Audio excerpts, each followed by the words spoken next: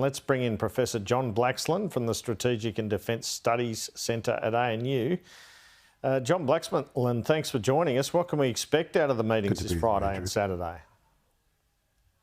Yeah, I think it's a significant meeting. It comes just after the commissioning of the USS Canberra in Sydney Harbour, a historic moment.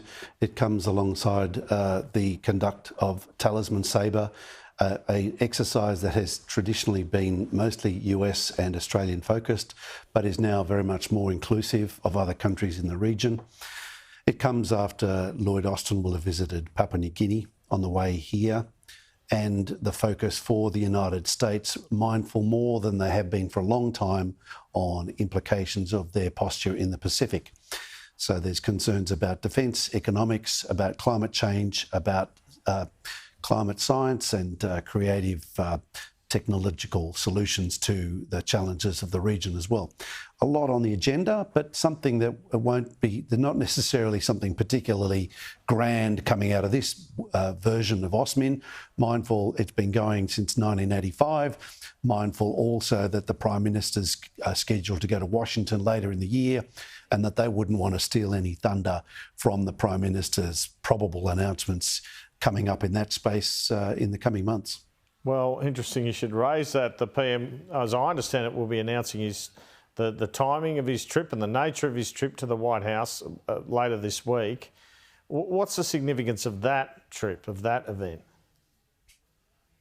So the United States, as Penny Wong's made clear, the indispensable power for Australia in this part of the world. We have put a lot of eggs in the US basket. The Foreign Policy White Paper of 2017 kind of looked a bit hedging the bets, where there's now a question about how much we can do with the United States, how much they want from us. Of course, we've had the Defence Strategic Review that talked about the AUKUS arrangement. There is an expectation in the United States that we will now start delivering more. We've been talking the talk. There is some concern that we're not walking the walk. And so there's some, issues there that I think the Prime Minister will be pressed on. He will be looking to make sure that the Americans are clear on getting through the legislative requirements to enable Australia to acquire the nuclear propulsion technology for submarines.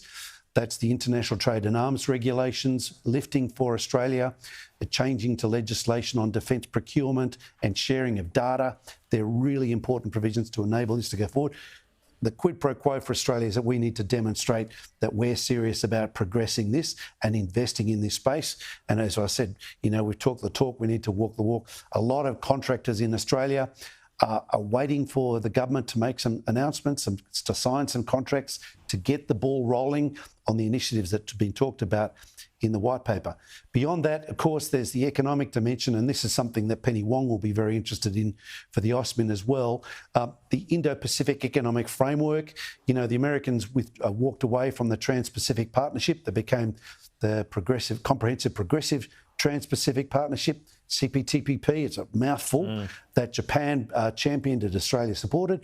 The United States still doesn't seem to have much appetite for that. The IPEF, the Indo-Pacific Economic Framework, looks to be a kind of a stopgap measure. The question is, what does that substantially look like? What's included in that package? People in the Pacific will be very interested in finding out about that too. Indeed. And Anthony Albanese will be pushing on that too.